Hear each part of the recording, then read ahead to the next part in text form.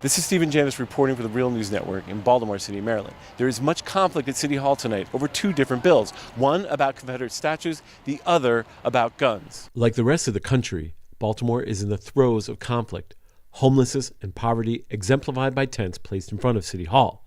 The remnants of racism found in Confederate statues, which the council voted to remove. All those in favor of adopting Resolution 17-0041R say aye. Aye. Those opposed, nay. The motion carried. This resolution is adopted.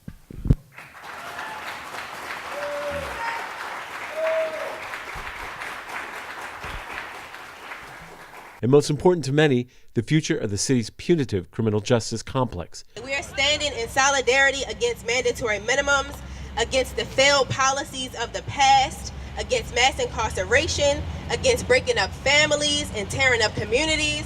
We are here today against legislation that doesn't move us forward but only takes us back, against elected officials who believe the only way to keep us safe is by putting our people in jail cells. The system, many say, has been too quick to punish and resistant to change.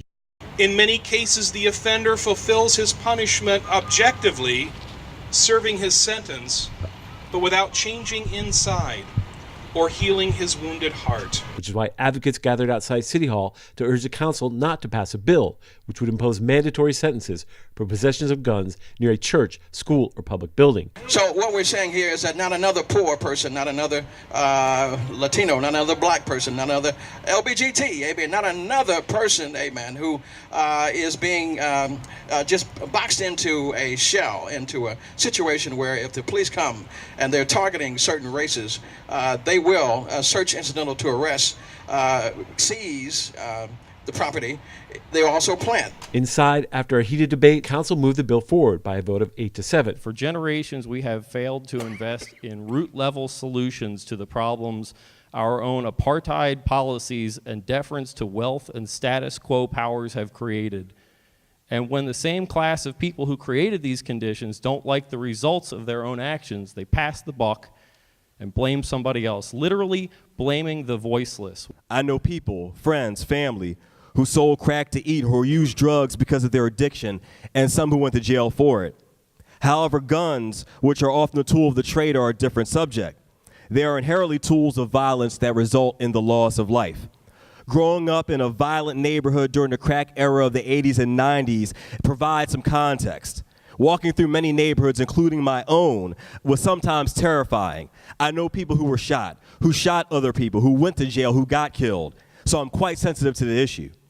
In that environment, though, my family stressed to me that I had three options. Run, which is how I found that I was fast. Fight, which provides another level of danger, or give it up, which could save my life. None of these options included carrying a gun.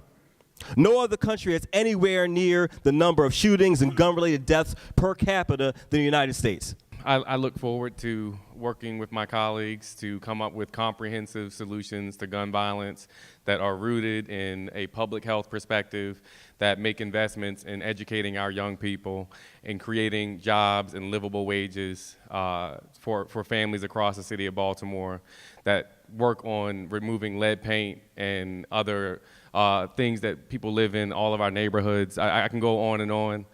We have complex problems in this city that have been long-standing, and they require complex solutions that this bill is not. So I vote no. But later, residents said the move was misguided. Like the Confederate statues, a nod to the past, which they say ignores the needs of the present. So that's the worry. That's how we got to mass incarceration.